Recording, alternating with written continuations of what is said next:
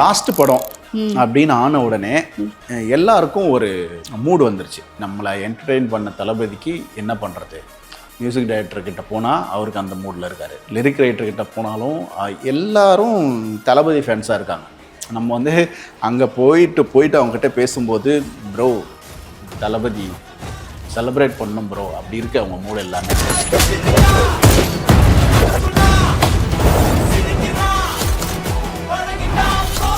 செக்ரட்டரியேட்டில் போய் பார்க்க வேணான்னு நான் நினைக்கிறேன். அவர் நல்ல விஷயம் பண்ணுறதுக்கு தான் வந்திருக்காரு. அப்போ அவருக்கு நிறைய டைம் வேணும். ஸோ அப்போ நம்ம போய் ஒரு 10 நிமிஷத்தை அங்கே வேஸ்ட் பண்ணுறது வந்து தேவையில்லாதுன்னு நினைக்கிறேன். இருந்தாலும் உங்களுடைய படத்தோட வேண்டுகோளாகவே வைக்கிறது என்னென்னா, அவரை போய் அனாவசியமாக தொல்லை பண்ண நல்ல விஷயத்த பண்ணிட்டு வந்துட்டேன். அவருடைய வெற்றி வந்து நமக்கு ஒரு மரியாதையும் நமக்கு ஒரு எக்ஸ்ட்ரா அட்டென்ஷனையும் கொடுக்குது. எனக்கு நானே ஒரு ஹிஸ்ட்ரி எழுதிக்கணும்னா இந்த 2.5 வருஷம் வந்து ஒரு பெரிய, அவருக்கு வந்த பிரச்சனைகள்லாம் நமக்கு வந்துருந்துச்சுன்னா நெஞ்சு வெடிச்சு போயிருக்கும். அந்த மாதிரி பிரச்சனைகளில் கூட அவர் காமாக தான் டீல் பண்ணார். அதனால் அவர் ரொம்ப எமோஷனலான பிஹேவியர்லாம் இல்லை. தனுஷ் சார் நேமை சொல்கிறீங்க. தனுஷ் சார் வந்து ஒரு பிரமாதமான ஆக்டர். அவருக்கு அவார்டு கிடச்சிருந்தா டிசர்வ்டு தான் அவர், அதில் எந்த டவுட்டும் இருக்காது. இன்னொருத்தருக்கு கிடைக்கலன்றதுனால இவருக்கு ஏன் கொடுத்தீங்கன்ற கேள்வி வந்து தேவையில்லைன்னு நினைக்கிறேன். நான் சதுரங்க வேட்டைக்கு அப்புறம் நீங்கள் கவனிச்சிருப்பீங்க, நான் ஹண்ட்ரட்ஸ் ஆஃப் அவார்ட் அழைப்புகளை வந்து வேணாம்னு சொல்லியிருக்கேன்.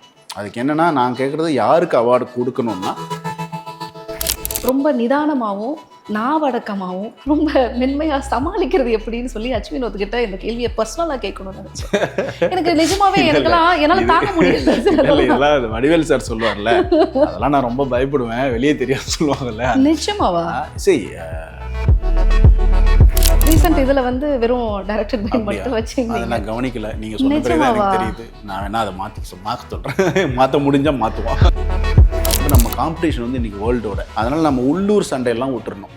இந்த உள்ளூரில் போய் ஜாதி சண்டை போட்டுக்கிறது, மத சண்டை போட்டுக்கிறது, மொழி சண்டை போடுறது, ஸ்டேட்டு சண்டை, இது எல்லாத்தையும் விட்டுட்டு நம்ம வேர்ல்டோட காம்படிட் பண்ணிகிட்ருக்கோம். அந்த வேர்ல்டோட காம்படிட் பண்ணோன்னா இந்த ஜாதி மதம்லாம் உதவாது, நாலேஜ் தான் உதவும். அப்போ ஊருக்கு தேவை ஜாதி சங்கம் கிடையாது, லைப்ரரி. இப்போ ஆடியன்ஸ் கிட்ட ஒவ்வொரு டைமும் ஒரு மன்னிப்பு கிடைக்கும். அந்த மன்னிப்பு வந்து தேவைப்படாத நிலையை ஒரு டைரக்டர் அடைஞ்சிடணும். அப்படி இல்லைன்னா அவங்க மன்னிக்கிற வரைக்கும் தான் நம்ம இண்டஸ்ட்ரி இருக்கோம்.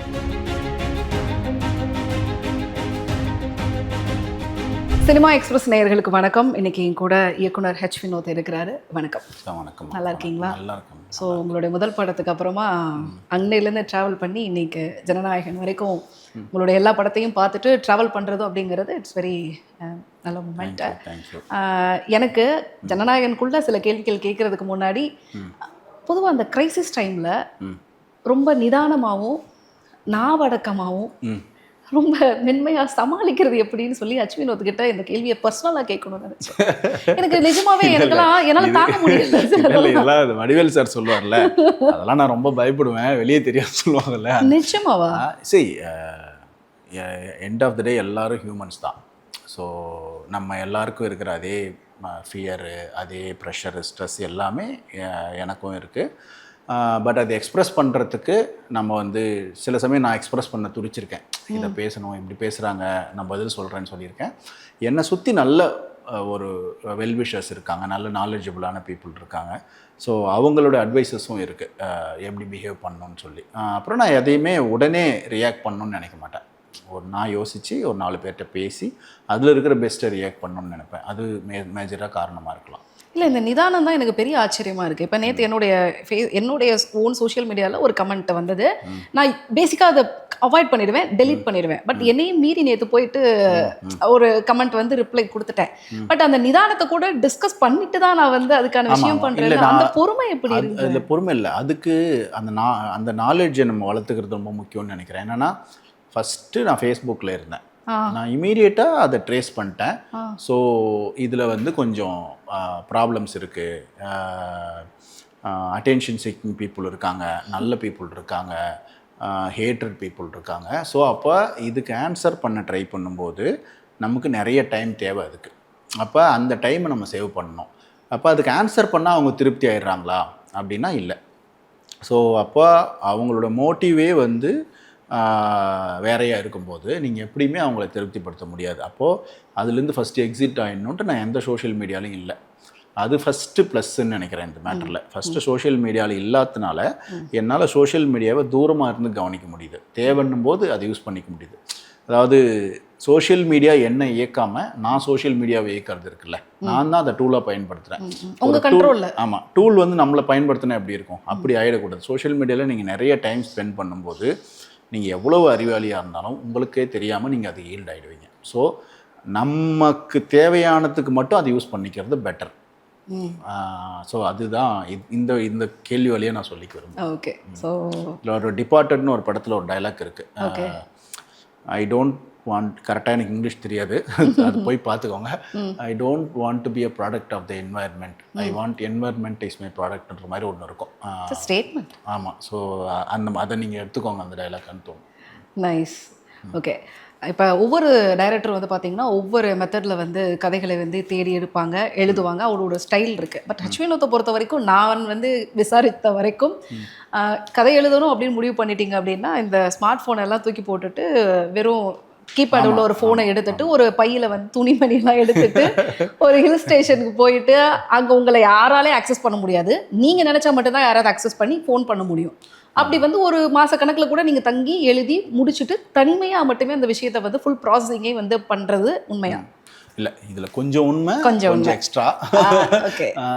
அந்த மாதிரிலாம் இல்லை, போய் துணிமணிலாம் எடுத்துக்கிட்டு அப்படிலாம் ஒன்றும் இல்லை.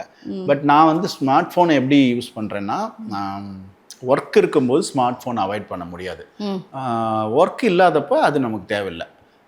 இப்போது ஒருத்தர் ஏதோ ஒரு பிஸ்னஸ் பண்ணுறாரு, அவருக்கு ஜிபே மஸ்ட்டுன்னு வச்சுக்கோங்க, அவரால் ஸ்மார்ட் ஃபோன் இல்லாமல் இருக்க முடியாது. இப்போ எனக்கு வந்து அப்படி இல்லை, என்னால் ஸ்மார்ட் ஃபோன் இல்லாமல் இருக்க முடியும். இன்றைக்கி ஸ்மார்ட் ஃபோன் இல்லாமல் ஒருத்தன் இருக்கிறதுக்கு வசதியாக இருக்கணும். இன்றைக்கி ஒரு ஏழையால் ஸ்மார்ட் ஃபோன் ஒர்க் பண்ணிகிட்டு இருக்கிற ஒருத்தனால ஸ்மார்ட் ஃபோன் இல்லாமல் இருக்க முடியாது. ஏன்னா அவனுக்கு அது தேவை. பைக் இருந்தால் தான் வேலை கிடைக்குன்ற மாதிரி ஸ்மார்ட் ஃபோன் இருந்தால் தான் அவன் வேலை செய்ய முடியும். அதனால் அது வந்து ஒரு பெருமையாக நான் நினைக்கல. ஸோ என்னுடைய டைமை சேவ் பண்ணுறதுக்கு அது இருக்குது. உங்கள்கிட்ட ஃபோன் இருந்ததுன்னா உங்களுக்கே அறியாமல் கொஞ்சம் ஏதாவது போய் பார்க்கலான்னு தோணும்ல. ஸோ அதனால் டைம் சேவ் பண்ணுறதுக்கு தான் அது. ஏன்னா டைம் வந்து எவ்வளோ இம்பார்ட்டன்ட்னு உங்களுக்கு வயசான பிறகு தான் தெரியும். டக்குன்னு வயசாகிடுது, இப்போ தான் ஆரம்பித்த மாதிரி இருக்குது. டக்குன்னு இப்போ எனக்கு 45 வயசு ஆக போகுது. ஸோ அதனால் அந்த டைம் வந்து ரொம்ப முக்கியம். அந்த டைமை வந்து நம்ம தமிழில் ஏகப்பட்ட பழமொழி இருக்குல்ல டைம் பற்றி. ஸோ அப்போ சின்ன வயசில் அது தெரியாது. நம்ம குழந்தையா இருக்கும்போது குழந்தையா இருக்கும்போது பெரியவன் ஆயிடணும்னு தோணும். பெரியவன் ஆன உடனே எல்லாத்தையும் ஜாலியாக பண்ணிடணும்னு தோணும். அதனால குழந்தையாவே இருந்திருக்கலாம். ஸோ அந்த டைம் சேவிங்க்கு தான் இது எல்லாமே. தனியாக போகிறது எல்லாமே எஃபெக்டிவாக வேலை செய்கிறதுக்கு தான். ஓகே. ஸோ எவ்வளோ நாள் எடுப்பீங்க ஒரு சும்மா ஒரு கதையை ஃபுல் உங்களோட இதுவடி முடிச்சு எடுக்கிறதுக்கு? அது டிபெண்ட்ஸ், ஒவ்வொரு ப்ராஜெக்ட்டுக்கும் ஒரு டைம் ஆகும். அது கரெக்டாக அப்படின்னு கிடையாது. துணிவு வந்து ரொம்ப ஷார்ட்டஸ்ட்டாக ஒரு 15 டேஸில் ஒரு மொத்த ஸ்கிரிப்டை மாற்றி பண்ண படம். அது செட்டு போட்டுட்டு பண்ண படம். அது ரொம்ப ஷார்ட்டு. ரொம்ப ஜாஸ்தி டைம் எடுத்தது வந்து தீரன் ரொம்ப ஜாஸ்தி டைம் எடுத்து எழுதின படம். ஏன்னா அதுக்கு ரொம்ப ரிசர்ச் இருந்தது. ஒரு 1.25 வருஷம் அந்த மாதிரி ஆச்சு அது முடிக்கிறதுக்கு. இந்த 1.25 வருஷம் டைமுக்குள்ளே வந்து நீங்கள் அதுக்குள்ளே இருக்கணும்ல, அது வந்து ஒரு சுகம்னு நினைக்கிறீங்களா இல்லை அது விதமான இது? இல்லை, அது அந்த டிமாண்ட் தான். இப்போ நீங்கள் வந்து நம்ம இப்போ சூர்யா சாரோட படம் பண்ண வேண்டியதாக இருந்தது திருப்பதி பிரதர்ஸ்க்கு. அது நடக்காமல் போகும்போது கார்த்தி சாருக்கு ஒரு படம் பண்ண வேண்டியதாக இருந்தது. இப்போ கார்த்தி சாருக்கு அந்த கதை ஏற்கனவே தெரியுது. அப்போது நம்ம ஒரு அடுத்த படம் கன்வெர்ட் பண்ணோம்னா அவருக்கு தெரிஞ்ச ஒரு கதையை தெரியாத விஷயத்தெல்லாம் வச்சு சொல்லணும். ஸோ அப்படி இருக்கும்போது அதுக்கு நிறைய ரிசர்ச் தேவைப்படுது. அப்புறம் என்ன, அந்த வேர்ல்டுக்குள்ளே இருந்த சுவாரஸ்யம் சமயங்களில் அந்த வேர்ல்டு அடிக்கடி கிடைக்காது. நம்ம வந்து இந்த மாதிரி இன்னொன்று பண்ணோம் அப்படின்னு தேடி போனோம்னா அதுக்கு நமக்கு நிறைய லூஸ் பண்ணிடுவோம், பல வருஷம் போயிடும். அப்போ நமக்கு ஒரு ஆக்சிடென்டலாக ஒரு இது மாதிரி டெஸ்டினி மாதிரி போய் லேண்ட் ஆகி கிடைக்கிறது இருக்குல்ல, அப்போ கிடைக்கும்போது அது சுவாரஸ்யம் கொடுத்துட்டே இருக்குது. ஒன்று தேடினா இன்னொரு கேள்வி வருது, இன்னொன்று தேடினா இன்னொரு கேள்வி வருது. அப்படி அந்த டைம் தேவைப்பட்டுச்சு. ஓகே. ஸோ இதில் வந்து இந்த பர்டிகுலர் வார்த்தையை பிரயோகப்படுத்தி இந்த கேள்வியை நான் அடக்க பார்க்கல. ஒரு படத்தோட சாயல் இருக்குது அப்படிங்கிறது உங்களுக்கு தெரிஞ்சதுக்கு பிறகுமா அஸ் அ டைரக்டராக உங்களுக்குள்ள வந்து ஒரு பெரிய கிரியேட்டிவ் கிரைசிஸ் வந்து இருந்திருக்கும். அது ஸ்ட்ரகிள்னு கூட சொல்லலாம்ல. அஸ் அ டைரக்டரா, அஸ் அ இண்டிவிஜுவலா அதை நீங்க எப்படி ஹேண்டில் பண்ணீங்க? இன்னொரு படத்தோட சாயல்னா என்ன மாதிரி ஃபீல்? இல்ல இந்த ஜனநாயகனை பொறுத்த வரைக்கும் இல்ல, இது நம்ம தெரிஞ்சு தானே பண்றோம். ஃபுல் கான்ஷியஸோட தான் நம்ம வந்து அந்த கிரியேட்டிவ் டிஃபரன்சஸ் தான் நீங்க எப்படி ஹேண்டில் பண்ணீங்கன்னு கேட்குறேன். இல்லை, கிரியேட்டிவ் டிஃபரன்ஸ் இதில் எதுவும் இல்லை. இப்போது இப்படி இந்த மாதிரி ஒரு படம் பண்ண போகிறோம், இதில் என்ன புதுசாக பண்ண போகிறோம், இந்த படத்தை எப்படி மக்களுக்கு தேவையான படமாக மாற்றுறது. எனக்கு சினிமானா எனக்கு ஒரு சில தேவைகள் இருக்குது, கொள்கைகள் இருக்குது எனக்குன்ட்டு. விஜய் சார் படங்களுக்குன்னு சில தேவைகள் இருக்குது. அப்போ அந்த தேவைகளை நம்மளுடைய வச்சு ஸ்பாயில்லாம் பண்ணாமல் கொஞ்சம் பெட்டராக பண்ணுறது எப்படி, இதை நோக்கி தான் அந்த வேலைகள் இருந்தது தவிர அதில் ஹேண்டில் பண்ணுறது கஷ்டப்படுற அளவுக்கு ஒன்றும் இல்லை. அங்கே ப்ரெஷர் என்னென்னா விஜய் சாருடைய மாஸை மீட் பண்ணணும், அவருடைய ஆடியன்ஸை மீட் பண்ணணும். அதே சமயம் இதில் சென்சிபிளான ஒரு விஷயம் சொல்லணும். அவர் வெறும் நடிகர் கிடையாது, ஒரு லீடர். அந்த லீடரோட இமேஜுக்கும் ஒரு கதை சொல்லணும். அந்த லீடருடைய இமேஜை என்ஹான்ஸ் பண்ணுறதுக்கு ஒரு கதை சொல்லணும். அதை எப்படி இதுக்குள்ளே கொண்டு வரலாம் அப்படின்றது தான் ஐடியா வருது. அதுக்கு கொஞ்சம் இப்போ அந்த ப்ரெஷர் எல்லாமே எங்களுக்கு கம்மியாக தான் இருந்தது இந்த படத்தில். ஓகே. ஏன்னா இதையே நான் கேட்டேன்னா தேவாமிர்தத்தையே வந்து கடைஞ்சு கையில் கொடுத்தா கூட அதை வந்து கம்பேர் பண்ணி அது மாதிரி இல்லையே, அந்த டேஸ்ட்டில் இல்லையே அப்படின்னு இந்த சொசைட்டி அவ்வளோ விஷயங்கள் இல்லை அப்படி இல்லை. அது நான் ஆடியன்ஸை வந்து அந்த விஷயத்தை தப்பு சொல்ல மாட்டேன். ஆடியன்ஸுக்கு வந்து இதே 100 ரூபாய்க்கு எனக்கு பெட்டர் ப்ராடக்ட் கிடைக்குது.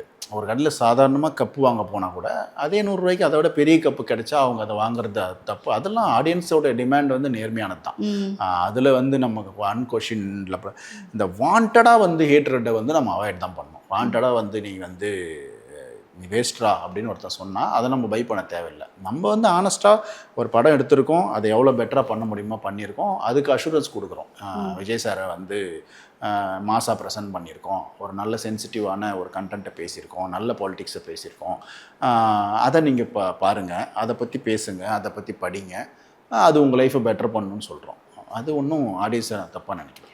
நீங்கள் ஒரு கொஷின் கேட்டிங்கல்ல, நம்ம என்ன கொடுத்தாலும் என்ன கொடுத்தாலும் ஆடியன்ஸ் விமர்சனம் பண்ணுவாங்க அப்படின்னு, அந்த மாதிரி இல்லைன்னா அது இருக்கலாம்னு சொல்கிறேன் நான். அவங்க விமர்சனம், ஏன்னா விமர்சனம் தான் ஒருத்தனை அடுத்து லெவலுக்கு வேலை செய்ய வைக்குது. இப்போ எதுவுமே விமர்சனமே பண்ணல. இப்போ நீங்கள் ஒரு டைரக்டர் இருக்காரு, அவர் ஒரு படம் பண்ணுறாரு, அவரை நீங்கள் கண்ணா பின்னான்னு புகழ்றீங்க, போகிற இடமெல்லாம் யோ நீ தான் ஏன் சினிமா, நீ தான் ஏன் அடுத்து 20 வருஷம் அப்படின்னு நீங்கள் சொல்கிறீங்கன்னா அவன் அடுத்து ஒன்று பண்ணுறான், அதுவும் ஹிட் ஆகிடுது. ஆனால் அதை கொஞ்சம் பேர் சொல்கிறாங்க யோ இது சுமாராக இருக்கே அப்படின்னா, ஆனால் பல பேர் கொண்டாடிட்டே இருக்காங்க. இப்போ அவனுக்கு என்ன தோணிடும்னா, இப்போ நம்ம எது பண்ணாலும் சூப்பரு, அப்போ நம்ம ஒரு ஃபார்முக்கு வந்துட்டோம், நம்ம ஒரு கிரேட் ஃபெலோ ஆகிட்டோம், நம்ம தொட்டதெல்லாம் மிடாஸ் டச்சாக மாறிடும்னு அவனுக்கு ஒரு ஃபீல் வந்துடும்ல. நீங்கள் ஒருத்தனை ஒரு ஹியூமனை அப்படியே சொல்லிட்டே க்ளோரிஃபை பண்ணிட்டே இருந்தீங்கன்னா, கொண்டாடிக்கிட்டே இருந்தீங்கன்னா அவனே அதை நம்பிடுவான். அவனே அதை நம்ப ஆரம்பித்தான்னா அது நமக்கும் ஆடியன்ஸுக்கும் நல்லதில்லை, மக்களுக்கும் நல்லதில்லை, நமக்கும் நல்லதில்லை. நம்மளும் அதை நம்ப ஆரம்பித்தோம்னா நம்மளால் பண்ண முடியாது. நம்ம அப்போ அந்த ரியாலிட்டியை நம்ம கொண்டு வர்றதே அந்த விமர்சனங்கள் தான். அவங்க அந்த டிமாண்டை ஏற்றுறாங்கல்ல, நீ இன்னும் பெட்டராக பண்ணு, அந்த விமர்சனங்களில் இருக்கிற ஹார்ஷ்னஸை குறைச்சிக்கலாம், பேட் வேர்ட்ஸ் மாதிரியான விஷயங்களை குறைச்சிக்கிட்டு நீ இதை இன்னும் பெட்டராக பண்ணியிருக்கலாம், இப்படி பண்ணியிருக்கலாம்னு சொல்லும்போது அது நம்ம இன்னும் அடுத்த வேலைக்கு யூஸ்ஃபுல்லாக இருக்கும். குறிப்பாக நம்மளை ரியாலிட்டிலே வச்சுக்குவோம் அது. ஓகே. இதில் நீங்கள் வந்து எந்த நிலையில் இருந்தீங்க? உங்களை நீங்கள் செல்ஃப் இது பண்ணிக்கிட்டே இருப்பீங்களா? செல்ஃப் இது இல்லை. இப்போ நம்ம ஒரு வேலை செய்கிறோம், அதோட குவாலிட்டி நமக்கு தெரியும்ல. நம்ம வந்து எவ்வளோ படம் பார்க்குறோம், எவ்வளோ படத்தை பற்றி விமர்சனம் பண்ணுறோம், நமக்கு அதோட குவாலிட்டி தெரியும். ஒரு படத்தோடைய பிரச்சனைகள் எல்லாரையும் விட அதை செய்கிறவனுக்கு தெரியும். ஏன்னா அவன் தானே அந்த தப்பு பண்ணுறான். உங்கள் கண்ணுக்கே தெரியாத தப்பு கூட அவனுக்கு தெரியும். அவனுக்கு நான் இப்படி எழுதுனேன், இப்படி எடுக்கலன்னு தெரியும்ல. அப்போ நான் ஒவ்வொரு படத்துலையும் அதை பெட்டர் பண்ண ட்ரை பண்ணிட்டே இருக்கேன். அதில் சில சமயம் நடக்குது, சில சமயம் நடக்காமல் போகுது, அவ்வளோதான். இந்த ஒரு ஆடியன்ஸ் கிட்ட ஒவ்வொரு டைமும் ஒரு மன்னிப்பு கிடைக்கும். அந்த மன்னிப்பு வந்து தேவைப்படாத நிலையை ஒரு டைரக்டர் அடைஞ்சிடணும். அப்படி இல்லைன்னா அவங்க மன்னிக்கிற வரைக்கும் தான் நம்ம இண்டஸ்ட்ரியில் இருக்க முடியும். நான் உண்மையிலே இந்த மாதிரி ஒரு பதில் பயங்கர இல்லை அதுதானே ட்ரூத்து. எஸ். ஏன்னா நீங்கள் இப்போ சொன்னதுலேருந்தே நான் கேட்கணும்னு நினைக்கிறேன். ஹெச்வி நோட் சார் படங்கள் அப்படின்னாலே இப்படி இருக்கும் அப்படின்னு சொல்லிட்டு நீங்கள் ஒரு பெரிய பெஞ்ச் மார்க் வந்து கொடுத்துருக்கீங்க. அந்த இதில் இருந்தே மக்கள் வந்து அந்த இதில் இன்னும் இருந்துக்கிட்டே இருக்காங்க. உதாரணத்துக்கு சொல்லணும்னா ஒரு சதுரங்க வேட்டையை சொல்லலாம், ஒரு தீரன் அதிகாரம் ஒன்று சொல்லலாம். பட் ஹெச்வி நோத் வந்து ஒரு ஹீரோ சென்ட்ரிக் படங்கள் அப்படின்னு போகிறப்ப வந்து அந்த இதில் இருந்து நிறைய டீவியேஷன் வந்தது அப்படிங்கிறத ரசிகர்கள் இன்னும் வந்து ஒரு விஷயம் பண்ணிட்டே இருக்காங்கல்ல. ரெகுலராக பார்க்குறேன். அதை நீங்கள் அக்செப்ட் பண்ணுறீங்களா? இல்லை, நான் அதில் ஒரு சின்ன முரண் தான் இருக்குது. அக்செப்ட் பண்ணுறேன். பட் அதில் என்ன முரண் இருக்குன்னா, ஹீரோக்கள் வழியாக போகும்போது அதோட கன்வர்ஷன் ஜாஸ்தி. நீங்கள் சதுரங்க வேட்டை படம் எடுத்துக்கிட்டிங்கன்னா அதை திரும்ப திரும்ப பார்த்தவங்களோட எண்ணிக்கை அதிகம், நிறைய பேர் பார்க்கல. ஒருத்தன் பார்த்துருந்தா சில பேர் சொல்லுவாங்க நான் 40 வாட்டி பார்த்துருக்கேன்னு சொல்லுவாங்க, 20 வாட்டி பார்த்துருக்கேன்னு சொல்லுவாங்க, யூடியூப்பில் கிளிப்ஸ் வரும்போதெல்லாம் பார்த்துருக்கேன். ஆனால் அது எல்லாமே பார்த்தீங்கன்னா ஒரு சர்க்கிள் ஆஃப் பீப்புள் தான், மாஸ் பீப்புள் கிடையாது. உதாரணத்துக்கு என் ரிலேட்டிவ், என் மாமா ஒருத்தர் வந்து டேய் என்னடா படம் அது, ஒரு பாட்டு இல்லை ஃபைட் இல்லை, எப்படா பார்க்குறது அதை அப்படின்னு சொன்னார். ஸோ அவங்களுக்கு அதில் இருக்கிற கண்டென்ட்டோ அதோடலாம் அவங்களுக்கு அப்படி சினிமா இருந்தால் அவங்களுக்கு அதில் சுவாரஸ்யம் இல்லை. அதே மாதிரி தீரன் வரும்போது பையன் நான் கண்ணை மூடிக்கிட்டேன் பாதி நேரம் அப்படின்னு சொன்னவங்க இருக்காங்க. நான் அப்போ அந்த மாதிரி படத்தை டிவியில் போட்டாலே மாற்றிடுவேன்னு சொன்னவங்க இருக்காங்க. இப்போ கைதி இது ஒரு இது கார்த்தி சாரோட வேறு படம் கைதி எடுத்துக்கலாம், கடைக்குட்டி சிங் எடுத்துக்கலாம்னா அதை விட தீரன் கலெக்ஷன் கம்மி. ஏன்னா பிகாஸ் ஆஃப் அதில் இருக்கிற இன்டென்ஸு, அது கொஞ்சம் வைல்டாக இருக்கிறது, ஃபியர் ஃபேக்டர் இதெல்லாம் இருக்குது. ஸோ அப்போது உங்களுக்கு நீங்கள் நான் ஆசைப்படுறது நம்ம ஒரு நல்ல கண்டென்ட் பேச ட்ரை பண்ணுறோம், அது இன்னும் மாசாக ரீச் ஆனால் நல்லா இருக்குமே அப்படின்றதுக்கு தான் நம்ம மாஸ் ஹீரோஸ்க்கு போவோம். சில சமயம் நம்ம ஆசைப்படுறதும் நம்ம செய்கிறதும் கரெக்டாக மீட் ஆகணும்ல. அது எனக்கு வந்து ஒரு படத்தில் மிஸ் ஆயிடுச்சு, வலிமையில் மிஸ் ஆயிடுச்சு. பட் நான் மற்ற இதெல்லாம் கரெக்டாக பண்ணியிருக்கேன்னு நினைக்கிறேன். அந்த கன்வர்ஷன் வந்து எனக்கு ஹீரோவாக பண்ணும்போது இன்னும் பெட்டராக இருக்குது. ஓகே, ஐ ஸ்டில் ரிமெம்பர் நீங்கள் உங்களோட தீரன் வந்து சத்யம் தியேட்டரில் வந்து ஃபேமிலி ஷோ போட்டிங்க கரெக்டாக, எல்லாரும் ஃபேமிலியாக வந்து பார்க்கணுன்னு சொல்லிட்டு. இந்த நிறைய மூமெண்ட் வந்து ஏன்னா நம்ம ஃப்ரெஷ் ஷோ பார்க்குறதுக்கும் ஒரு ஃபேமிலியாக வந்து எல்லாரோட சேர்ந்து பார்க்குறதுக்குமான மூமெண்ட் வந்து சின்ன பசங்கள்லாம் வந்து அந்த மண்ணில் இருந்து கார்த்திக் சார் அப்படி எந்திரிச்சு பார்க்குறப்பெல்லாம் அவ்வளோ பெரிய கிளாப்பு. நீங்கள் சொன்னீங்கல்ல நீங்கள் சில இதில் கமர்ஷியலாக அந்த மிஸ் ஆகுறதுன்னு, பட் அந்த மொமெண்ட் எல்லாமே இதில் இருந்தது அப்படிங்கிறத நான் அட்ரஸ் பண்ணுவேன். நான் அதை இல்லைன்னு சொல்ல சொல்கிறது, அதோட லெவல் இருக்குல்ல. இப்போது எல்லாமே டேட்டா பேப்பரில் வந்துடும்ல, நம்ம நினைக்கலாம் என்ன வேணால் பேசலாம், ட்விட் போடலாம். பட் ப்ரொடியூசர்கிட்ட ஒரு டிசிஆர் இருக்குல்ல, இதுதான் கலெக்ஷன் அப்படின்னு ஒரு டிசிஆர் இருக்குல்ல, அதுதானே பேசணும், அதுதானே கன்வர்ஷன். ஸோ லாங் டேர்மில் சில படங்களுக்கு ஒரு வேல்யூ இருக்குது. அந்த படம் வந்து ரிலீஸ் ஆகிறப்ப இருக்கிறத விட அது க்ரோ ஆகிட்டே இருக்கும். அது எப்படி க்ரோ ஆகும்னா, அது ரிலேட்டடாக சொசைட்டியில் இஷ்யூஸ் நடந்துக்கிட்டே இருக்கும். இப்போ எந்த ஒரு ஃப்ராடு நடந்தாலும் அது சதுரங்க வேட்டையோட ரிலேட் ஆகும். இப்போ சதுரங்க வேட்டை மாதிரி வேற ஒரு படம் வந்துருந்துச்சுன்னா அது கூட ரிலேட் ஆகிருக்கும். அப்படி வராதனால இப்போ தொடர்ந்து அந்த படம் க்ரோ ஆகிட்டே இருக்கு. Any court news, any police news வரும்போது, ஏதாவது ஒரு ஸ்கேம் வரும்போது இந்த படம் அட்ரஸ் ஆகுது. ஸோ அந்த படத்துக்கு க்ரோ ஆகிட்டே இருக்கு. அப்போது அதுக்கு அடுத்த படங்கள் க்ரோ ஆகிறது குறையிறதுனால இந்த படம் தான் முக்கியமான படம் அப்படின்னு இருக்கு அந்த பெஞ்ச் மார்க்ல. ஆமாம், இப்போ துணிவு வந்து உங்களுடைய டே டு டே பிரச்சனையிலேயே அது இருக்கு. ஆனால் அதை அவங்க அந்த டீமோ அவங்களோ அதை ப்ரொமோட் பண்ணணும். பேங்கிங் ஃப்ராட் வரும்போது அதை அட்ரஸ் பண்ணி அவங்க அதை வந்து இப்படி ஒன்று இந்த படத்தில் பேசப்பட்டிருக்குன்னு அந்த ரிலேட்டிவ்லி அவங்க ப்ரொமோட் பண்ணணும். இப்போ சதுரங்க வேட்டை மாதிரி ஆர்கானிக் ப்ரமோஷன் வந்து எல்லா படத்துக்கும் அமையாது.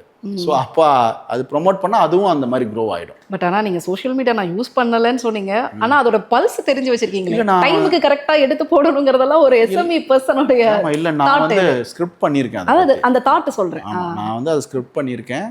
நான் இன்னைக்கு பிரிண்ட் மீடியாவில் ஆரம்பித்து சோஷியல் மீடியா எவ்வளோ எவால்வ் ஆகிருக்கு, ஸோ என்ன நம்ம மிஸ் பண்ணுறோம், என்ன வேணும், எப்படி இருக்கணுன்றத ஒரு கதையாக பண்ணி. ஆமாம், பண்ணிவிட்டு அது பண்ண முடியாமல் போயிடுச்சு அப்படின்னு 5 இயர்ஸுக்கு முன்னாடியே, அதாவது 2015 பண்ண கதை அது. ஆல்மோஸ்ட் எங்களை எல்லாம் வச்சு செய்யறதுக்கான ஒரு இல்ல நான் சொல்றது இன்னும் பெட்டரா இருந்திருக்கலாம். அந்த மாதிரி ஒன்று பண்ணியிருந்தா. ஏன்னா நீங்க பாசிட்டிவா எவ்வளவு விஷயங்கள் இருந்தாலும் அஸ் a journalist நான் அக்செப்ட் பண்றேன். ஆக்சுவலா ஜேர்னலிஸ்டுக்கு ரொம்ப ஃப்ரீடம் கிடைச்சிருக்கும் அந்த படம் வந்திருந்தா. வாவ். ஜேர்னலிசம் பிஸ்னஸுக்கு ப்ரெஷர் இருந்திருக்குமே தவிர ஜேர்னலிஸ்டுக்கு இன்னும் அவங்க ரொம்ப பெட்டரா அவங்களுடைய வேலையை செய்ய முடிஞ்சிருக்கும். ஏதாவது பாசிபிலிட்டி இருக்கா? அது இனிமே வர்றது இன்னும் இதுவாக இருக்குது, ரெலவெண்ட்டாக இருக்காதுன்னு நினைக்கிறேன். இப்போ பண்ண ஓகே, காலம் கடந்துருச்சுன்னு நினைக்கிறீங்க. இப்போ நம்ம அதில் சொன்ன எல்லா விஷயமே நடந்துருச்சு.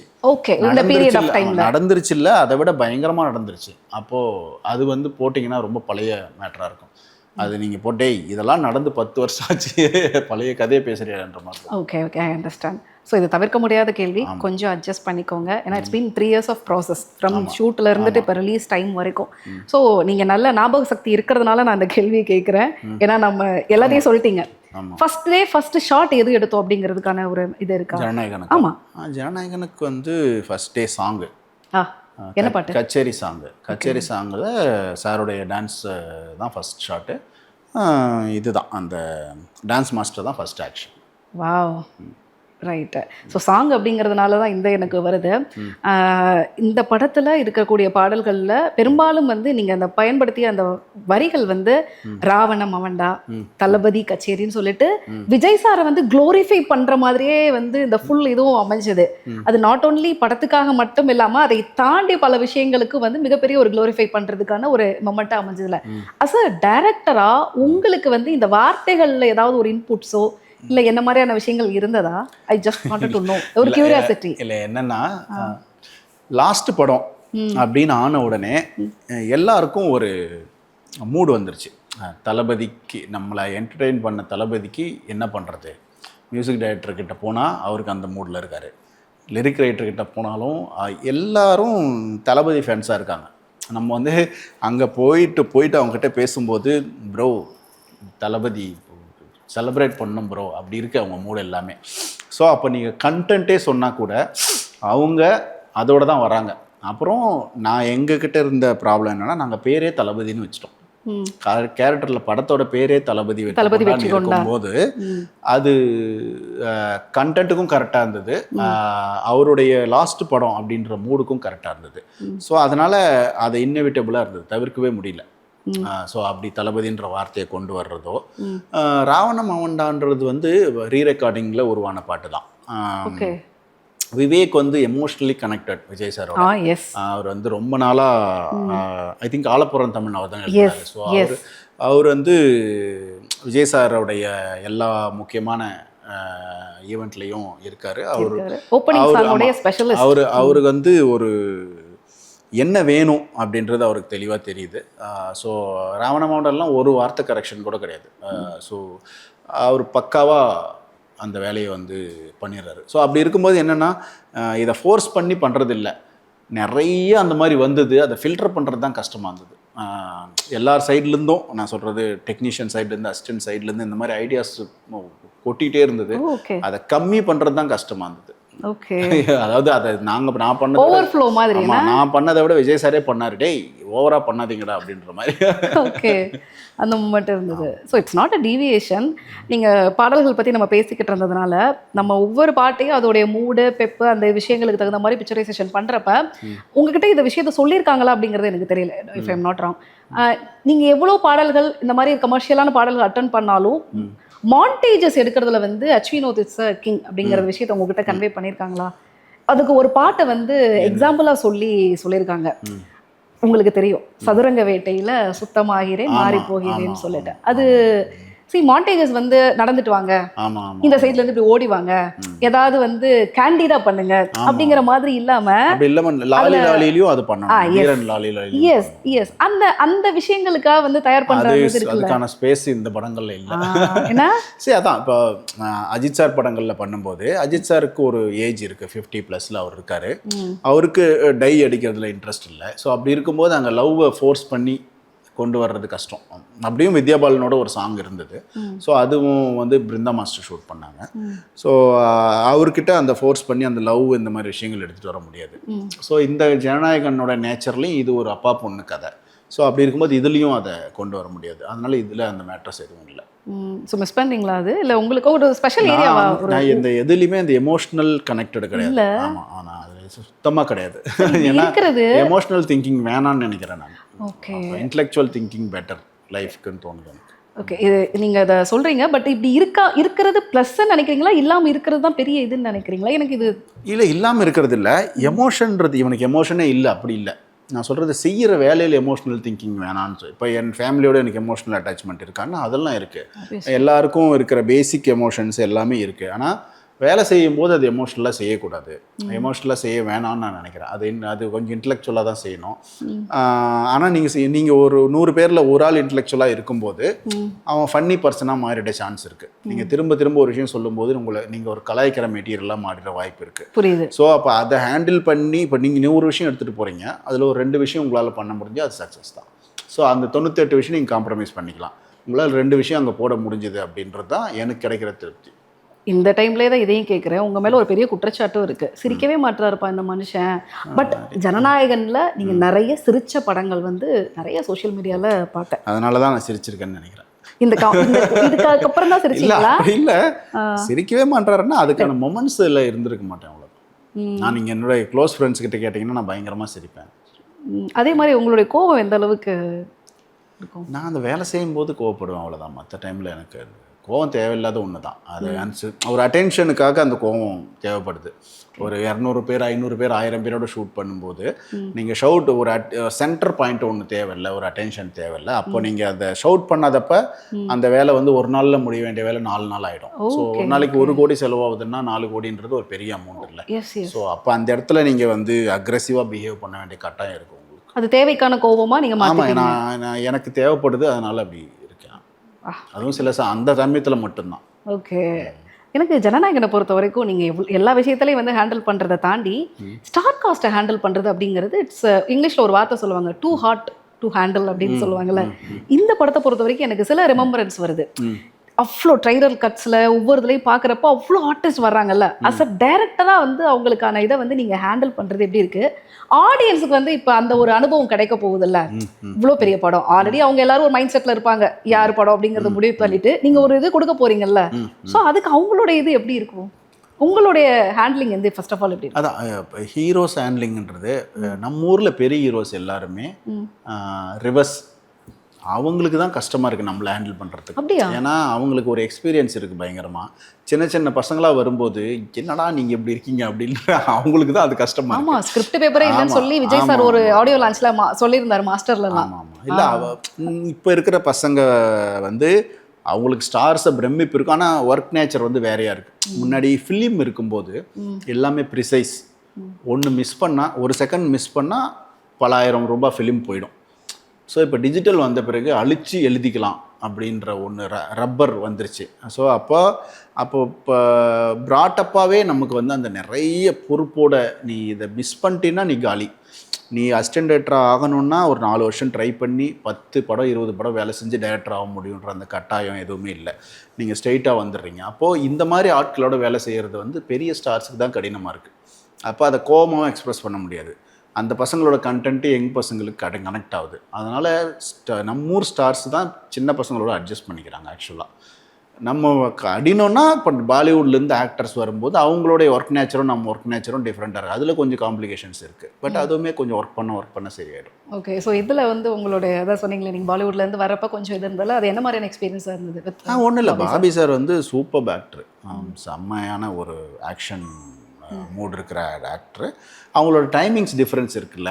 ஸோ இப்போ நம்ம வந்து நம்ம ஹீரோக்கு வந்து 7 மணிக்கு வந்து 9 மணிக்கு கால் டைம் அப்படின்னா அது வந்துடுவோம். அப்போ பாலிவுட்லேருந்து வரும்போது சம்டைம்ஸ் சில பேருக்கு வந்து அவங்களோட டைமோட நம்ம அட்ஜஸ்ட் பண்ணி போவேன். ஓகே.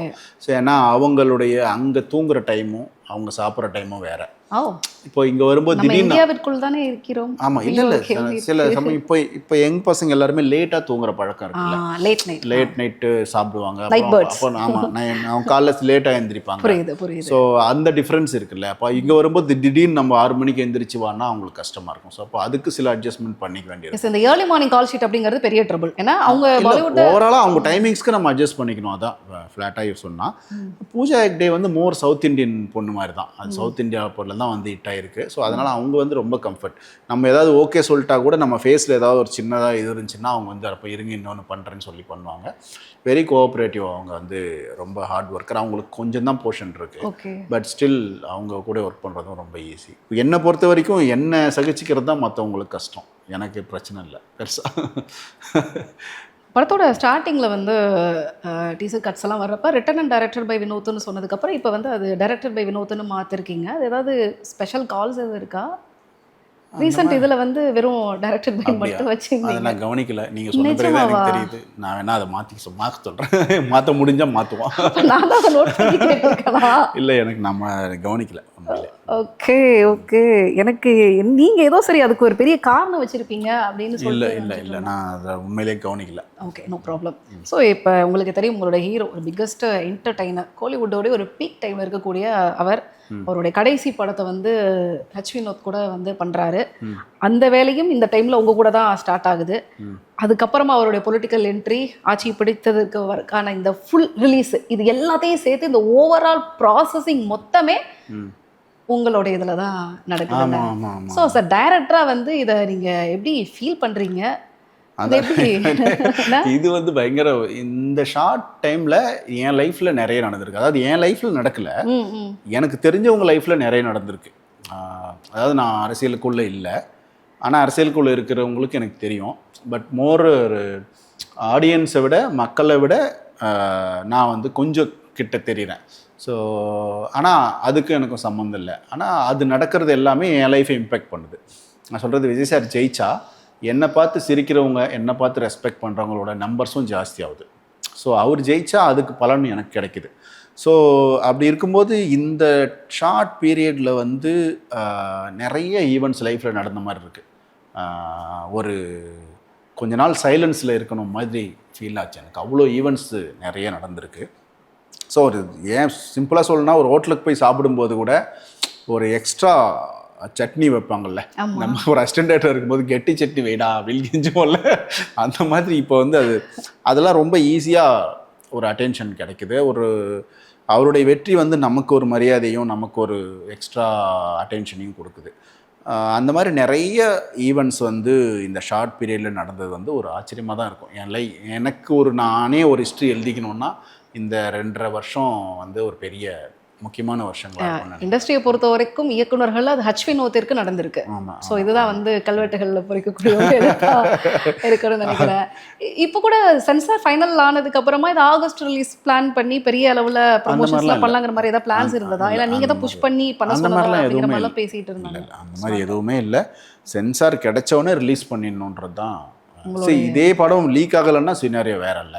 ஸோ அப்போ எப்போ வேணால் ரிலீஸ் பண்ணியிருக்கலாம். இப்போ லீக் ஆனதுனால அது எவ்வளோ ஃபாஸ்ட்டாக பண்ணுறோமோ அவ்வளோ பெட்டர்ன்றது தான் ஐடியாவாக இருந்துச்சு. எனக்கு தெரிஞ்சு இல்லை, மேபி எனக்கு தெரியாமல் எதாவது நடந்துச்சான்னு தெரியல எனக்கு. பட் நீங்கள் சொன்ன மாதிரி நான் இந்த கேள்வியை முதல்ல கேட்டுட்டேன், நீங்கள் அதுக்கான பதிலும் கொடுத்துட்டீங்க. ஒரு இந்த மாதிரியான மொமெண்ட்டை வந்து எல்லா டைரக்டரும் எடுத்துக்கக்கூடிய விதம் அப்படிங்கிறது ஒன்று இருக்குது.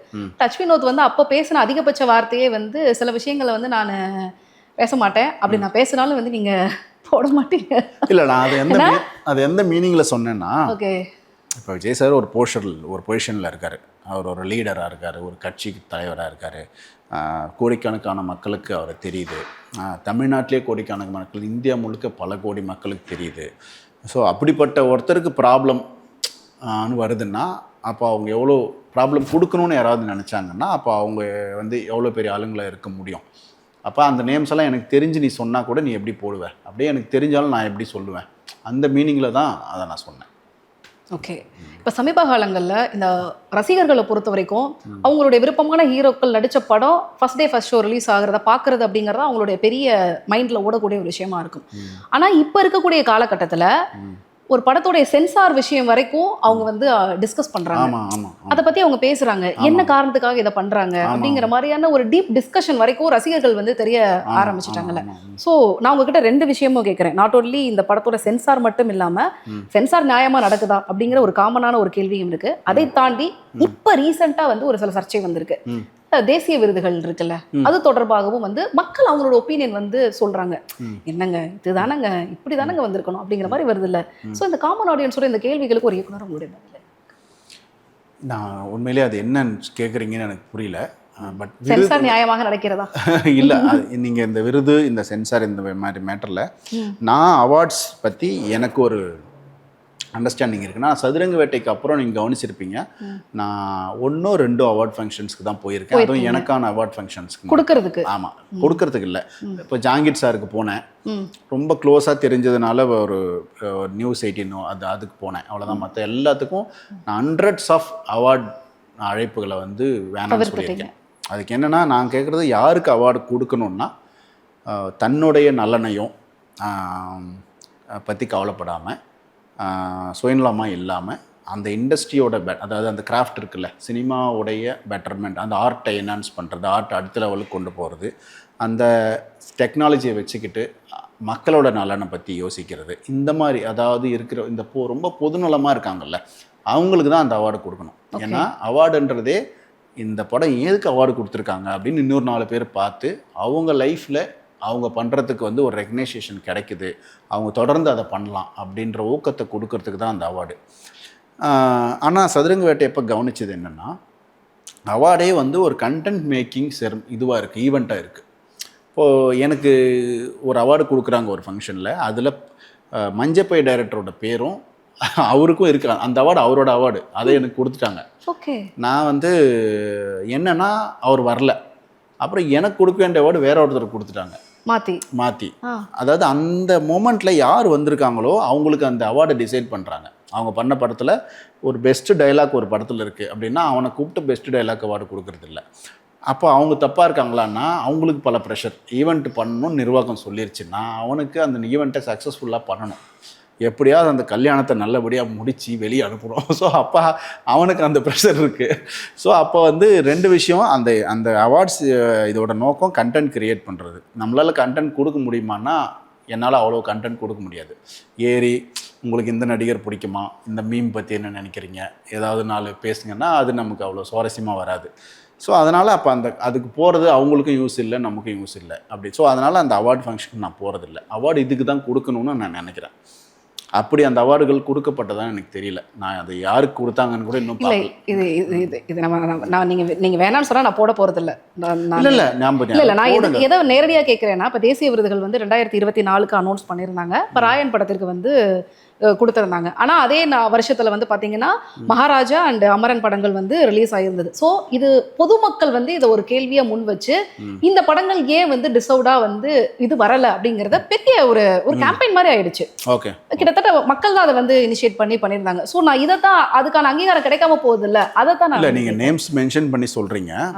எனக்கு அது தெரியல உண்மையிலேயே. இது தனுஷார் நேமை சொல்கிறீங்க. தனுஷார் வந்து ஒரு பிரமாதமான ஆக்டர். அவருக்கு அவார்டு கிடச்சிருந்தா டிசர்வ்டு தான் அவர், அதில் எந்த டவுட்டும் இருக்காது. இன்னொருத்தருக்கு கிடைக்கலன்றதுனால இவருக்கு ஏன் கொடுத்தீங்கன்ற கேள்வி வந்து தேவையில்லைன்னு நினைக்கிறேன். அப்புறம் ஒரு அவார்டுன்றது ஒரு சின்ன குழு முடிவு பண்ணுறது தான். அந்த குழு வந்து முடிவு பண்ணி இதை டிசர்வ்டு அப்படின்னு கொடுக்கறது தான். இப்போ வர விமர்சனங்கள் வழியாக நம்ம விரும்புறது என்னென்னா, அடுத்த வாட்டி இது தப்பாக இருந்திருந்தா அடுத்த வாட்டி இந்த தப்பு நடக்காமல் சரி பண்ணிக்கணும். அப்புறம் வேணும்னே யாராவது பண்ணுவாங்களான்னா எனக்கு தெரிஞ்சில்லை. பெரிய டிஸ்கஷன்ஸ்க்கு அப்புறம் தான் ஒரு முடிவு எடுப்பாங்க, ஒரு அவார்டு எது இருந்தாலும். அப்புறம் இன்றைக்கி அவார்டுன்னொடனே என்னென்னா, நீங்கள் எப்படி உங்கள் படத்தை போய் பொசிஷன் பண்ணுறீங்கன்றது ரொம்ப முக்கியம். அவார்டுஸ்க்கு நீங்கள் அவார்டுக்கு வெறும் நான் ஃபார்மை ஃபில்லப் பண்ணி அனுப்பிட்டேன் அங்கே அது நடக்காது. நீங்கள் ஒரு படத்தை அமுச்சு அங்கே உங்கள் படத்தை அவங்கள பார்க்கணும்ல. அங்கே நீங்கள் நார்த் இந்தியன்ஸ் வந்து உங்கள் படத்தை பார்த்தா தானே நீங்கள் நல்லா நடிச்சிருக்கீங்களான்னு தெரியும். அப்போ அவங்க அதை நீங்கள் ஃபாலோ பண்ணணும். அப்போ தான் நீங்கள் நேஷ்னல் அவார்டெலாம் கிடைக்கும். நீங்கள் ஒரு நல்ல படம் எடுத்தால் மட்டுமே கிடைச்சிடாது. அதுக்கு வந்து அதுக்கு ஒரு டீம் வந்து ஒர்க் பண்ணி நீங்கள் போயிட்டு அங்கே உங்கள் படத்தை வந்து பொசிஷன் பண்ணி நீங்கள் அவங்களுக்கு காட்டணும். காட்டி எனக்கு தெரிஞ்ச நேஷ்னல் அவார்ட்ஸை இன்ஃப்ளூயன்ஸ் பண்ணி வாங்க முடியுமா, காசு கொடுத்து வாங்க முடியுமானா அது நடக்காதுன்னு நினைக்கிறேன். நான் அப்படியே ஒரு வாய்ப்பு நான் கேள்விப்பட்டதே இல்லை. ஆனால் ஒன்று பண்ணுறது என்னென்னா, நீங்கள் ஒரு அப்ளிகேஷன் போடுறதோடு அது முடியறதில்ல. அதுக்கான ப்ராசஸ் வந்து நீங்கள் கமிட்டி மெம்பர்ஸை வந்து யாருன்னு தெரிஞ்சுக்கிட்டு அவங்கள நம்ம படம் பார்த்தாங்களா இல்லையான்றதை அட்லீஸ்ட் நீங்கள் தெரிஞ்சுக்கணும். அவங்க படத்தை பார்க்க வைக்கணும். அது லீகலாக இல்லீகலான்னு கூட எனக்கு தெரியல. அது எப்படி பண்ணுறாங்கன்னு எனக்கு தெரியல. பட் ஆனால் நேஷ்னல் அவார்ட் ப்ராசஸ் வந்து மோஸ்ட்லி கரெக்டாக தான் இருந்திருக்கு எனக்கு தெரிஞ்சு. ஓகே. இது பொதுமக்கள் வந்து இந்த தடவை வந்து ரொம்ப அதில் வந்து இல்லை, மேபி அவங்க ஏதோ சில படங்கள் மேலே எமோஷனலாக கனெக்ட் இருந்திருக்கலாம், கரெக்டாக இருந்திருக்கலாம். இது எனக்கு டேட்டா கரெக்டாக தெரியாதனால எனக்கு கரெக்டாக ஆன்சர் பண்ண. ஓகே. இல்லை, நீங்கள் அந்த ப்ராசஸிங்கான ஒரு விஷயங்கள் சொன்னீங்களே, இதுதான் அப்படின்னு சொல்லிட்டு. ஸோ நான் எப்படி வந்து முதல் டே என்ன ஷாட் அப்படின்னு கேட்டிங்கன்னா, அதே மாதிரி இந்த கடைசி நாள் விஜய் சாருக்கான அந்த கடைசி ஷாட் வந்து பார்த்தீங்கன்னா இட்ஸ் கைண்ட் ஆஃப் எமோஷன் அப்படின்னு தான் சொல்லணும்.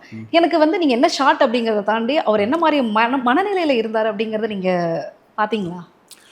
கண்டிப்பாக கவனிச்சிருக்கீங்க. மானிட்டர்ல உட்கார்ந்து அவர் வந்து அவருக்கு ஃபேஸில் எமோஷனை கண்டுபிடிக்கிறது கஷ்டம் தானே. எல்லாரும் சொல்லுவாங்களா, அவர் வந்து ஆக்சுவலாக உங்களை சொல்லுவாங்க, நீங்களே ஒருத்தரை சொல்கிறீங்க அப்படிங்கிறது பயங்கர. சார் வந்து அமைதியாக இருப்பார். நாங்கள் லாஸ்ட் ஷாட் எடுக்கும்போது மமிதாவுக்கும் சாரும் நடிச்சது தான் லாஸ்ட் ஷாட்டு. அது ஒரு சிஜி ஷாட்டு எடுத்தோம். ஸோ அப்போது அவர் பயங்கர எமோஷ்னலாக அப்படிலாம் இல்லை. அவர் காமாக தான் இருந்தார், ரொம்ப காமாக தான் இருந்தார். அப்பவுமே காமாக தான் இருப்பார். அவருக்கு வந்த பிரச்சனைகள்லாம் நமக்கு வந்துருந்துச்சுன்னா நெஞ்சு வெடிச்சு போயிருக்கும். அந்த மாதிரி பிரச்சனைகளில் கூட அவர் காமாக தான் டீல் பண்ணார். அதனால் அவர் ரொம்ப எமோஷ்னலான பிஹேவியர்லாம் இல்லை. ஓகே. ஸோ அந்த ஷாட்டை நீங்கள் நேரில் மானிட்டரில் பார்த்துருப்பீங்களா? ஸோ அதுக்கு மேபி ட்ரெய்லர்லேயே இருக்குது அந்த ஷாட். இருக்கு.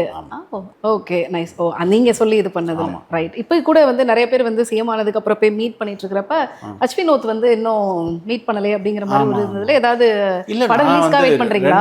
இல்லை நான் 2 வாட்டி ஆக்சிடென்ட், ஒரு வாட்டி நம்ம வேற இடத்துல படம் ரிலேட்டடாக ஒரு வாட்டி பார்த்தோம். இன்னொரு வாட்டி அஜித் சாரோட அம்மா இறந்து போனப்போ அங்கே போனப்போ அவர் கரெக்டாக அந்த டைமில் இருந்தார் சார். அஜித் சாரும் இருந்தாங்க, விஜய் சார் இருந்தாங்க. அப்பாவை பார்த்தேன், அவரை பார்த்தேன். நேரில் போய் செக்ரட்டரியேட்டில் போய் பார்க்க வேணான்னு நான் நினைக்கிறேன். ஏன் நினைக்கிறேன்னா அவர் 4 நல்ல விஷயம் பண்ணுறதுக்கு தான் வந்திருக்காரு. அப்போ அவருக்கு நிறைய டைம் வேணும். அவருடைய அந்த 8 ஹவர்ஸே அவருக்கு பத்தாது. அவர் இப்போ 16 மணி நேரம் வேலை செய்ய வேண்டியிருக்கும். ஸோ அப்போ நம்ம போய் ஒரு 10 நிமிஷத்தை அங்கே வேஸ்ட் பண்ணுறது வந்து தேவையில்லாதுன்னு நினைக்கிறேன். அவர் மேலே உங்களுக்கு அன்பு இருந்துச்சு காட்டணுன்னா உங்களை சுற்றி ஏதாவது ஒரு 4 நல்ல விஷயம் பண்ணால் போதும்னு நினைக்கிறேன். அவர் நீங்கள் போய் பார்த்து அவர் அந்த சமயத்தில் ஏதாவது ஒரு 2 மனுவை படிக்கலாம், ஒரு 2 மீட்டிங்கை நடத்தலாம். ஸோ நம்ம ஏன் அந்த டைமை வேஸ்ட் பண்ணணும்னு நினைக்கிறேன். பட் இருந்தாலும் உங்களுடைய படத்தோட வேண்டுகோளாகவே வைக்கிறது என்னென்னா அவரை போய் அனாவசியமாக தொல்லை பண்ண 4 நல்ல விஷயத்த பண்ணிட்டோம் அந்த டைம். படத்தோட உங்கள் ஹீரோவை பார்க்கணும் அப்படிங்கிற மாதிரி உங்களுக்கு இது பண்ணலையா? ரிலீஸ் டைம் ஆயிடுச்சு, அந்த இதுக்கான ஒரு உங்கள் ஹீரோவை இல்லைப்பா, ஹீரோவா இப்போ அவர் சிஎம் ஆகிட்டார் அப்படி சொன்னீங்களா? நான் இப்படி கேட்குறேன். இல்லை, ஹீரோவாக இருக்கும்போது பார்த்தேன்.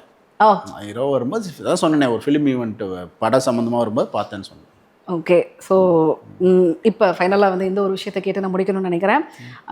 ஒரு டைரக்டராக வந்து இந்த படத்தோடைய நீங்கள் வந்து எவ்வளோ டஃப்பான டைம்ஸும் சரி, கோல்டன் டைம்ஸும் சரி, ஹாப்பியஸ்ட் மூமெண்ட் அப்படின்ற மாதிரி எல்லா இதையும் வந்து கிராஸ் பண்ணி தான் வந்திருக்கீங்க. பட் நீங்கள் எல்லாருக்கும் தெரிஞ்ச மாதிரி ஒரு படம் வந்து லீக் ஆனதுக்கு பிறகும் அதோடைய மவுசு குறையலை, அதோடைய கிரேஸ் வந்து குறையலை, அதோட டிக்கெட் புக்கிங்ஸ்க்கான ஒரு ஓப்பனிங்காக இருக்கட்டும் அது குறையலை, ஆடியன்ஸோடைய எக்ஸ்பெக்டேஷன்ஸ் குறையலை. இந்த மாதிரியான எல்லா விஷயங்களும் வந்து இந்த படத்துக்கு வருது அப்படிங்கிறப்ப அந்த டைரக்டர் உங்களுடைய எமோஷனல் ஃபீல் வந்து இப்போ இந்த மொமெண்ட்ல நான் இது இப்போ இன்னொரு இன்டர்வியூலையும் சொல்லியிருக்கேன். இது நான் வந்து ஒரு கேஸ் ஸ்டடி மாதிரி எடுத்துக்க போகிறேன். இது வந்து அந்த பவர் ஆஃப் விஜய் சார், அதுவும் அப்புறம் ஒரு ஜஸ்டிஸ் இருக்குல்ல, ஒரு படத்துக்கு வந்து ஒரு அநீதி நடந்திருக்கு, அதுக்கு வந்து நம்ம சப்போர்ட்டாக நிற்கணும் அப்படின்ற அந்த 2 ஃபேக்டரை வந்து என்னவா நடக்க போகுது அப்படின்றதையும் நான் பார்க்க ஆர்வமாக தான் இருக்கேன்.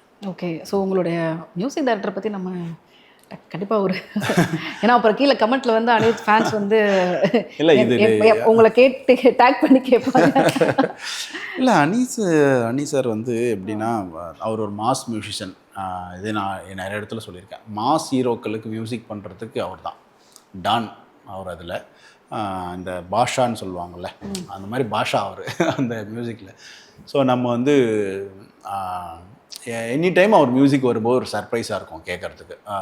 ஒரு வாட்டி கேட்டோன்னா திரும்ப திரும்ப கேட்போம். சர்ப்ரைசிங்லி என்னென்னா ஒரு பாட்டு தவிர மற்ற எதுக்குமே அவர் 2வது டியூனே போடல. மற்ற எல்லாமே ஒரு டியூன் தான். பாட்டு ஓகே அனுப்புகிறாரு, ஓகே அனுப்புகிறாரு, ஓகே அப்படி தான். ஏன்னா அவருடைய மேனேஜர் ஷீன்னு ஒருத்தர் இருக்கார். அவர் வந்து சொல்லும்போது ப்ரோ அனி டேபிள்லேருந்து ஒரு பாட்டு வருதுன்னா அவருக்கு திருப்தி இல்லாமல் வராது ப்ரோ, அவர் என்ன தானே ஒன்று பண்ண மாட்டார் அப்படின்னு சொல்லுவார். அது உண்மை ஆக்சுவலாக. அதே மாதிரி அவர் அனுப்பும்போதும் ஒன்று சொல்லுவார், வந்து இப்போ ஒன்று அனுப்பிச்சிருக்கேன், அது ஒரு 4.5% இருக்கும், நான் வந்து 100 மீதி இருக்கிற 100% ட்ராக் அப்போ வரும் அப்படின்னு சொல்லுவார். நமக்கு அது தோணும், இந்த பாட்டே நல்லா தான் இருக்குது, இதுக்கப்புறம் இதில் 95% என்ன ஆட் ஆக போகுது அப்படின்னா அவர் அதை நகாசு பண்ணிகிட்டே இருப்பார். ஒரு பாட்டு வந்தவுடனே அவர் பாட்டு பிளாஸ்ட் ஆகுதுன்னா அதுக்கு ரீசன் என்னென்னா அவர் அதில் போடுற ஹார்ட் ஒர்க். அதை ஏற்றிக்கிட்டே இருப்பார். கேட்க கேட்க கேட்க நமக்கு ஒவ்வொரு வாட்டி கேட்கும்போதும் அந்த புது ஃபீல் இருக்குது. ஒரு 4 வருஷன் அனுப்புகிறாருன்னா அந்த 4 வருஷன்லேயுமே என்னென்ன ஒர்க் பண்ணியிருக்காருன்னு நமக்கு தெரியும். அவர் இந்த சினிமாவில் சக்ஸஸ்ஃபுல்லாக இருக்கிற எல்லாருக்கும் ஒரு பேசிக் ரூல், அவங்க வந்து ஹார்ட் ஒர்க்கர்ஸாக இருக்காங்க, அவங்களுக்கு அந்த திறமை இருக்குது. யாருக்குமே வெற்றி ஃப்ளூக்காக வர்றதில்ல. ஏதோ ஒரு வெற்றி 2 வெற்றி வரலாம். கன்சிஸ்டண்ட்டாக வேணும்னா அதுக்கு இந்த 2 விஷயம் ரொம்ப முக்கியம். நம்ம திறமையை வளர்த்துக்கிறது, ஹார்ட் ஒர்க் பண்ணுறது. சில பேருக்கு அனிருத் மாதிரி ஆளுங்களுக்கு என்னென்னா அவங்க அந்த சின்ன வயசுலேயே அந்த திறமை இருந்திருக்கு. அவங்களுடைய அப்பா அம்மா ஃபேமிலி சுச்சுவேஷன்ஸ் இதெல்லாம் அவங்களுக்கு அந்த சின்ன வயசுலேயே அந்த டேலண்ட்டை கொண்டு வந்திருக்கு. அவங்களும் அதுக்கு ஹார்ட் ஒர்க் போட்டிருக்காங்க. ஸோ நம்ம இந்த விஜய் சார்ட்டியோ அனிருத் கிட்டியோ இந்த மாதிரி ஆட்கள்கிட்ட நம்ம கற்றுக்க வேண்டியது என்னென்னா அவங்களுடைய அந்த டேலண்ட்டையும் ஹார்ட் ஒர்க்கையும் நம்ம கண்டிப்பாக லேர்ன் பண்ணிக்கணும். 70, 80, 90லலாம் பார்த்தீங்கன்னா மியூசிக் டைரக்டருக்கும் ஒரு பெரிய இது இருக்கும். ஆமாம். அதாவது கெமிஸ்ட்ரி வந்து சொல்லுவாங்க ஹீரோ ஹீரோயினுக்கு. ஆனால் அதோட மெயின் கெமிஸ்ட்ரி டைரக்டருக்கும் மியூசிக் டைரக்டருக்கும். ஆமாம். உட்காந்து பக்கத்திலே இது பண்ணி இந்த இடத்துல இந்த ஆமா, டியூனை ஆமா, போட்டுட்டு அதுக்கப்புறம் இல்லை இந்த மாதிரி அந்த மாதிரியான மொமெண்ட் எல்லாம் வந்து இன்னைக்கு இந்த 2026ல் இல்லை, அது ரொம்ப கம்மி தான். அது கம்மி தான். பட் அது வந்து சில டைரக்டருக்கும் இப்போ நெல்சனுக்கும் அனிருத்துக்கும் இருக்குல்ல, ஒரு ஜாலினஸ் இருக்கு, அவங்க உட்காந்து பேசுறாங்க, வேற மாதிரி விஷயங்கள்லாம் பேசுறாங்க. ஆனால் பாட்டு பண்ணும்போது அவங்க தனியாக தான் பண்றாங்க. அந்த ப்ராசஸ் மாறிடுச்சு. முன்னாடி வந்து அந்த ப்ராசஸ்ல ஒரு சிம்பிளிசிட்டி இருந்தது. ஏன் சிம்பிளிசிட்டி இருந்ததுன்னா, நீங்க ப்ரிசைஸாக ஒரு வேலையை பண்ணல அப்படின்னா அது வராது. அதாவது மொத்த பேண்டும் உட்காந்து வாசிக்கணும், பாடணும், ரெக்கார்ட் ஆகணும். இப்படி ஒரு சுச்சுவேஷன் இருக்கும்போது எல்லாரும் சேர்ந்து தான் ஒரு வேலையை செய்யணும். இப்போ டெக்னாலஜி வளர்ந்துருச்சு. நீங்கள் ஒரு பீஸ் வாசிக்கிறீங்க, அது ஆஸ்திரேலியாவில் இருக்கிற ஒரு கிட்டாரிஸ்ட் வாசிக்கணும்னா அவன் வாசித்து அனுப்புவான். அப்போ நீங்கள் 2 பேரும் மீட் பண்ணிக்க வேண்டிய அவசியம் இல்லை. ஸோ டெக்னாலஜி வந்து அந்த ஃப்ரீடம்மை கொடுக்குது. ஸோ அப்போ நீங்கள் ஒன்றா சேர்ந்து ஒரு விஷயத்த பண்ணணும்னு இல்லை. இப்போ நீங்கள் ஒருத்தர் அன்றைக்கி ஒரு மியூசிக் டைரக்டரை பார்க்கணுன்னா உங்களுக்கு கம்பெனிலேருந்து கார் வந்து உங்களை கூப்பிட்டு போய் அவரை பார்த்து எவ்வளோ டைம் வேஸ்ட் ஆச்சு. இப்போ சேர்ந்து பேசும்போது ஒன்று நடந்ததில்ல. அது இப்போ ஒரு இப்படி நடந்துருது ஃபோன்லேயே. அதனால் மோஸ்ட் எஃபெக்டிவாகவும் வேலை செய்ய முடியுது, அதனால டைமும் ஆகுது. இப்போ இந்த ஃப்ரீடம் கிடைக்கிறதுனால அன்றைக்கி ஒரு 5 மியூசிக் டைரக்டர் இருக்காங்கன்னா இன்றைக்கி ஒரு 30 பேர்கிட்ட இருப்பாங்க, 30-40 பேர் இருப்பாங்க. அப்போ காம்படிஷன் ஹெவி ஆகுது. அப்புறம் இந்த காம்படிஷன் இந்த 30 மியூசிக் டைரக்டர்ஸோட இல்லை, இந்தியா வேர்ல்டுமுடைய எல்லா மியூசிக்கையும் அக்சஸ் பண்ண முடியுது. இப்போ வேர்ல்டு உங்களுடைய காம்படிஷன்ன்றது தமிழோட இல்லை, தெலுங்கோட இல்லை, மலையாளத்தோட இல்லை, வேர்ல்டோட. அப்போ நீங்கள் உங்கள் வேர்ல்டோட நீங்கள் ஃபைட் பண்ணணுன்னா அப்போ நீங்கள் எவ்வளோ வேலை செய்யணும். அப்போ அதனால் ஒரு பாட்டை உடனே அப்படி பண்ண முடியாது. இப்போ நீங்கள் திரும்ப திரும்ப திரும்ப அதில் வேலை செஞ்சு ஆமாம், ஒரு வாரம் ஆகும், ஒரு மாதம் ஆகும். அப்படி அவங்களுக்கு திருப்தி வர வரைக்கும் அவங்க வேலை செய்வாங்க. அப்புறம் தான் அந்த பாட்டை கொடுப்பாங்க. அதனால தான் லேட் ஆகுது. அவங்க வந்து லேட் பண்ணணும் ஒரு பாட்டை அப்படின்னு எந்த மியூசிக் டைரக்டரும் பண்ணுறதில்ல. அதனால தான் நான் சொல்கிறது, முன்னாடி வேறு டாபிக் பேசும்போது கூட நம்ம காம்படிஷன் வந்து இன்றைக்கி வேர்ல்டோட. அதனால் நம்ம உள்ளூர் சண்டையெல்லாம் விட்டுறணும். இந்த உள்ளூரில் போய் ஜாதி சண்டை போட்டுக்கிறது, மத சண்டை போட்டுக்கிறது, மொழி சண்டை போடுறது, ஸ்டேட்டு சண்டை, இது எல்லாத்தையும் விட்டுட்டு நம்ம வேர்ல்டோட காம்படிட் பண்ணிகிட்ருக்கோம். அந்த வேர்ல்டோட காம்படிட் பண்ணோன்னா இந்த ஜாதி மதம்லாம் உதவாது, நாலேஜ் தான் உதவும். அப்போ ஊருக்கு தேவை ஜாதி சங்கம் கிடையாது, லைப்ரரி. ஊருக்கு தேவை மத சங்கம் கிடையாது, லைப்ரரி. அதுக்கு போகணும், அறிவை வளர்க்கணும். ஒவ்வொரு ஊர்லேயும் ஒரு திங்க் டேங்க் க்ரியேட் ஆகணும், அதுலேருந்து ஐடியா மேன் வரணும், அந்த ஐடியா மேன் கிட்டேருந்து ஐடியாஸ் வரணும். அந்த ஐடியாஸ் வந்து ஒரு கண்ட்ரியை வந்து டெவலப் பண்ணும், ஹேட் டெவலப் பண்ணாது. ஸோ ஒரு ஐடியாஸ் ஒரே ஒரு ஐடியா இந்தியாவை வல்லரசு ஆக்கிட முடியும். ஸோ அதனால் நான் அதுக்கு தான் ஆசைப்பட்றேன். அதோடைய ஒரு பேஸ் வந்து ஜனநாயகனில் இருக்குது. அதனால் அந்த படத்தை பார்த்து அதை டிஸ்கஸ் பண்ணுங்கள், அவ்வளோதான். ஓகே. இது இப்போ விஜய் சார் ஃபேன்ஸோடைய சார்பாக ஒரு கேள்வி நிறைய அவங்க பொது தளங்களில் முன் வச்சதை கேட்டிருந்தேன். அப்புறம் சில பேருடைய கேள்விகள் வச்சுருந்தேன். அஸ்வினோட ஃபேன்ஸ் வந்து ஒரு கேள்வியை வந்து முன் வச்சுருக்காங்க. நீங்கள் வந்து அஜித் சாருக்காக ஒரு படம் பண்ணீங்க, விஜய் சாருக்காக ஒரு படம் பண்ணீங்க, அஸ்வினோத்தோடைய ஃபேன்ஸ் வந்து நாங்கள் இது பண்ணிட்டு இருக்கோம், எங்களுக்கு வந்து இந்த படங்கள் கொடுங்க அப்படின்னு சொல்லிட்டு ஒரு ரெக்வஸ்ட் வந்து மீண்டும் மீண்டும் உங்ககிட்ட வச்சுக்கிட்டே இருக்காங்க. உங்களுக்கே கண்டிப்பாக தெரியும், ஒரு சதுரங்க வேட்டையையும் தீரன் அதிகாரத்தையும் வந்து அவங்க இன்னும் காத்திருந்துகிட்டே இருக்காங்கல்ல, அவங்களுக்கு என்ன? சதுரங்க வேட்டை மாதிரி ஒரு படம் வந்து இப்போ நான் எழுதியிருக்கேன், ஸ்கிரிப்ட் எழுதியிருக்கேன், பிரம்மா டைரக்ட் பண்ணுறாரு. ஓகே. அந்த படம் வந்து ஷூட்டிங் முடிய போகுது, 80% முடிஞ்சிருச்சு. அது சதுரங்க வேட்டை ஃபேன்ஸுக்கு ஒரு பெரிய தீனியாக இருக்கும். சதுரங்க வேட்டை மாதிரியான ஒரு படம் அது. தீரன் மாதிரியான படம் வந்து எனக்கு பர்சனலாக விருப்பம் இல்லை. ஏன்னா அதே மாதிரி ஒரு வேர்ல்டை கொண்டு வந்து மறுபடியும் போடுறதுல பெரிய ஆர்வம் இல்லை எனக்கு. அது ஒரு திருடன் போலீஸ் கதை. அந்த திருடன் போலீஸ் கதையில் நம்ம சொல்ல வேண்டிய விஷயம்லாம் சொல்லிட்டோம். இப்போ அதில் ஃபேண்டஸியாக சொன்னால் எவ்வளோ பேர் ஒத்துப்பாங்கன்னு தெரியல. அதே இப்போ அதிகாரம் 1ன்னு வச்சது காரணமே அதிகாரம் 2, 3 எடுக்கணும்னு தான், போலீஸ் ஸ்டோரிஸ் பண்ணுன்றதான் ஐடியா. ஆனால் தீரன் வந்து ரொம்ப டீப்பாக அது க்ரோ ஆகிட்டே இருக்கிறதுனால இப்போ அதுக்கு ஈக்குவலாக ஒரு கதையை தேடணும். எந்த கதையை தேடினாலும் அது பத்த மாட்டேங்குது. ஃபேண்டஸியாக ஒரு கதை இருக்கு என்கிட்ட, அதை தான் நம்ம பிச் பண்ணோம். அது நல்லா இருக்க பண்ணலான்னு வரும்போது மறுபடியும் என்ன டிஸ்கஷன் வருதுன்னா, தீரனுடைய யூஎஸ்பி வந்து ரிசர்ச்சும் கூட. அது அதோடைய ஆக்ஷனு, அதோடைய என்கேஜிங் ஃபேக்டர் எல்லாம் தாண்டி அதோட ரிசர்ச்சும் முக்கியமானது. அப்போ அது ரியலாக இருந்தால் நல்லாயிருக்கும். இப்படி டிஸ்கஷன்ஸ் வந்துகிட்டே இருக்குது. ஸோ அதனால் அதுக்கு ஏற்ற கதை வரும்போது, சுச்சுவேஷன் வரும்போது அதை பண்ணலாம் அப்படின்ட்டு. கமல் சாரோட அந்த படம் ஏதாவது வர்றதுக்கு வாய்ப்புகள் ஏதாவது இருக்கா? கமல் சாரோட ஒர்க் பண்ண யாருக்கு தான் பிடிக்காது. பட் அவரை கன்வின்ஸ் பண்ணணுன்னா அதுக்கு ஒரு பெரிய நாலேஜ் வேணும், அதுக்கான ஸ்கிரிப்ட் வேணும், அவரை எக்ஸைட் பண்ணுறதுக்கு ஒரு கண்டென்ட் வேணும். அப்படி ஒன்று அமைஞ்சா கண்டிப்பாக ஓடி. ஏன்னா இது ரொம்ப நான் பர்சனலாக இருக்கேன், ஏன்னா அதுக்கு ஆடிஷனுக்கு நான் வந்தேன். இல்லை நான் ஆசைப்படுறது என்ன அப்படியா, நான் ஆசைப்படுறது கமல் சாரே ஏதாவது ஒரு ஃபுல் ஸ்கிரிப்ட் வச்சுருந்தாருன்னா அதை வாங்கி டைரக்ட் பண்ணிடலாம். ஆமாம். All right. So thank you for the time. ஏன்னா நிறைய விஷயங்கள், ரொம்ப நேர்மையான பதில்கள், எதுக்குமே வந்து பூசி முழுகாமல் வந்து மனசில் என்ன பட்டதோ அது ஒரு விஷயத்தை வந்து ஓப்பன் பண்ணி சொன்னீங்க. நேரத்திற்கு நன்றி. நன்றிம்மா. நன்றி.